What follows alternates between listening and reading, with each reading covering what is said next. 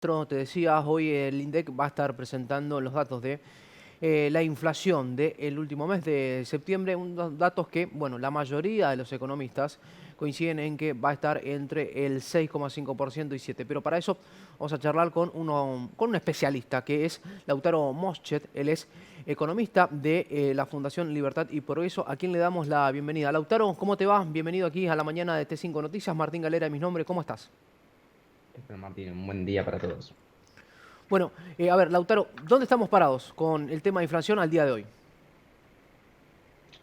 Bueno, bien, efectivamente, el mes de septiembre nos dio a nosotros en la fundación una tasa mensual del 6,9%, con lo cual da de nuevo un índice muy alto que vuelve a estar en línea con lo que fue el 7,4% de julio, el 7% de agosto. Y bueno, septiembre, si bien quedaría un poquito por debajo según nuestras estimaciones, pero lo cierto es que es una tasa realmente muy alta.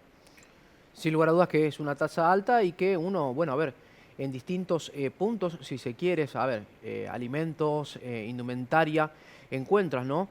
Por allí inflación, pero ¿cuáles son, desde tu mirada y desde lo que han podido rescatar del último mes de septiembre, los productos donde hay un mayor impacto de la inflación? Bueno, lo cierto es que la dinámica, la verdad que a lo largo de todo el año fue muy alta en el rubro de alimentos, ¿sí? Dado que ese componente del índice es siempre uno de los que más pondera. Por lo tanto, lamentablemente, dado que es uno de los bienes básicos, digamos, para cualquier persona, que sea los que más aumenta es realmente muy preocupante. Así como también en septiembre hemos notado en distintas regiones del país aumentos con lo relacionado a lo que son escuelas privadas, ¿sí? Ujú. Entonces, educación ha sido también uno de los principales ponderadores. También ha habido aumentos en lo que es el mantenimiento de la vivienda, ¿sí? Debido a lo que es la quita de subsidios, tanto de la energía como del gas, que, bueno, finalmente no se sabe si efectivamente va a ocurrir a partir de octubre, pero lo cierto es que los cuadros tarifarios que publica el ENRE han sido ya emitidos en septiembre, por lo tanto se tiene en cuenta. Pero bueno, en general, digamos, esos son los principales aumentos que hemos registrado. No obstante, hay que tener en cuenta que Sí. lamentablemente todos los bienes y servicios están aumentando de manera considerable. Sí, sin lugar a dudas, y es uno de los puntos más preocupantes, ¿no?, que tiene la inflación. Pero te quería consultar, Lautaro, a ver, ¿qué herramientas tiene el gobierno nacional? ¿Qué estrategia tiene para terminar de bajar esa inflación que parece interminable? Póngale el punto que quiera, ¿no? Un 6,5, 7, 5 es alto. Bueno, ¿con qué herramientas cuenta el gobierno?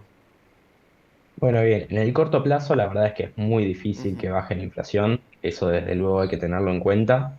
Lo cierto es que lo que estamos viendo ya con eh, el presupuesto, por ejemplo, Sí, las estrategias que presenta el gobierno para el año que viene, realmente no nos llevan a pensar que haya una tendencia a que baje la inflación. Me refiero a que el gasto público no se va a recortar de manera considerable, por lo tanto es de esperar que el año que viene el Banco Central siga emitiendo dinero y en consecuencia destruyendo el poder adquisitivo del mismo, ¿no? Y sí. a su vez, o puesto en otras palabras, eso se transmite en el aumento de precios generalizado. Sí, sin lugar a dudas que es así, ¿no? El gobierno ya, a modo de opinión personal, sin ser un economista, ya no sabe más por dónde achicar, si va por el gasto público, si va por el recorte de los subsidios. Pero ¿qué panorama se puede prever para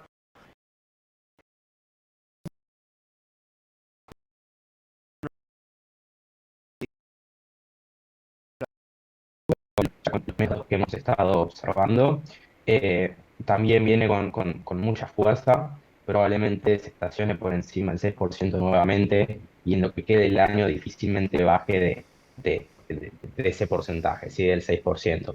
Entonces, con esta dinámica, la verdad es que ya entrar el año 2023 con una inflación tan alta, ya un panorama bastante desalentador, ¿no? De cara también a lo que es, por ejemplo, los ingresos reales, Sí. entonces el poder adquisitivo de las personas va a continuar cayendo y bueno, realmente vamos a entrar en probablemente una inflación de 3 dígitos, ¿sí? En los últimos meses del año y probablemente a principios del 2023, Ujú. con lo cual ya da una sensación aún más pesimista.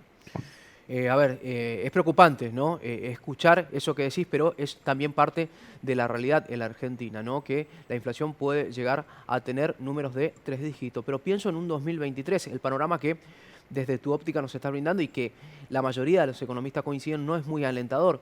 Pero también está la postura del gobierno nacional que, bueno, que tiene la intención, por lo menos hoy, en octubre del 2022, tener una inflación anual para el 2023 de un 60%. ¿Eso se puede llegar a dar, Lautaro? Bueno, a ver, un poco también respondiendo a la pregunta anterior que me habías hecho y Sí, quizás no quedó tan clara con respecto a las herramientas que tiene el gobierno. Hoy en día lo principal que están utilizando es la suba de tasas de interés. Con eso tratar de contener un poquito más la demanda de dinero y tratar que la gente, por ejemplo, no se vaya al dólar. sí. Bueno, eso digamos en el corto plazo vimos que después de la corrida contra el dólar tan fuerte que hubo en julio y en agosto, lo lograron contener, pero eso tiene un costo de un poco más de largo plazo, que es los intereses que tiene que pagar el Banco Central Sí. debido al aumento de tasa de interés, hace que el año que viene la base monetaria tenga que incrementarse a un ritmo mayor del que lo venía haciendo. Por lo tanto, es un poco tratar de contener la situación actual y dejar para el año 2023, bueno, una situación un poco más compleja. Entonces, volviendo a esta última Sí. pregunta, ¿qué podemos esperar para el año que viene? Bueno, lo cierto es que es un panorama de vuelta mucho más complicado, dado que el Banco Central va a tener mayores obligaciones y eso va a poner más presión todavía sobre el índice de precios. Bien, te hago la última y agradeciéndote la gentileza de tu tiempo. Nombraste la palabra dólar. Hoy tenemos más de, a ver, 4, 5, 6, 7 tipos de dólares. ¿Qué impacto tiene el dólar? ¿Cómo influye?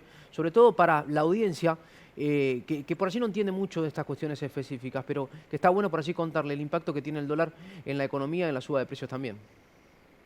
Bueno, bien, hay que tener en cuenta que lo que está haciendo el gobierno es restringir aún más la posibilidad del acceso del mercado único libre de cambio, ¿no? Es Sí. decir, al dólar oficial.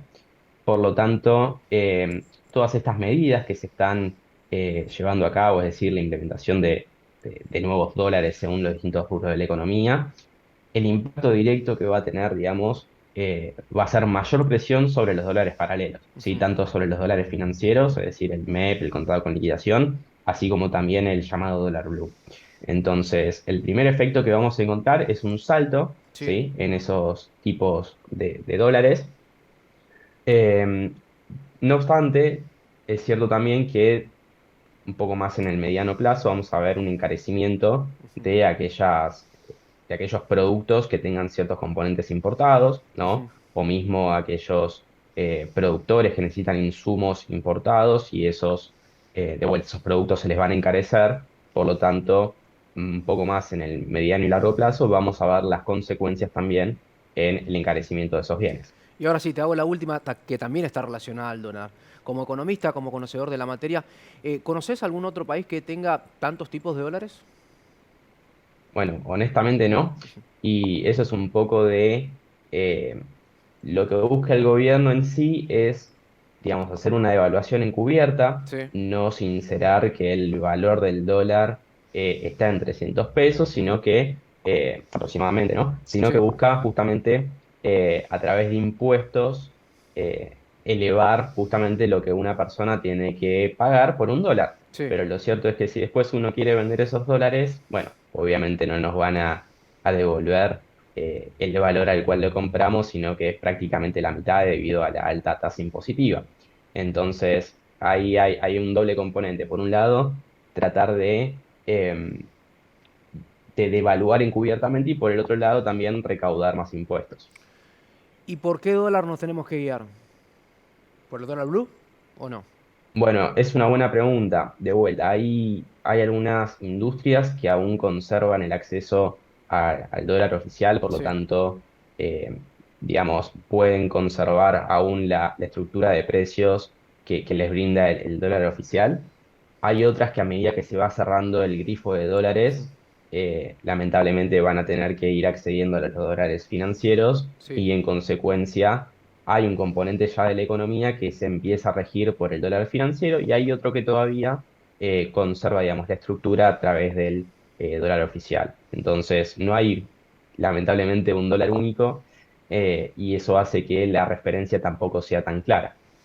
Bien, Lautaro, fuiste muy claro con tus conceptos, nos ayudaste a entender un poco más una parte, ¿no?, de la economía argentina. Así que nada, nosotros contentos, felices de poder haberte tenido aquí, aunque el panorama sea desalentador, nos pusiste así en el ojo de la cuestión y nos explicaste muy bien. Así que nada, que tenga buenos días. Muchas gracias. Hasta luego.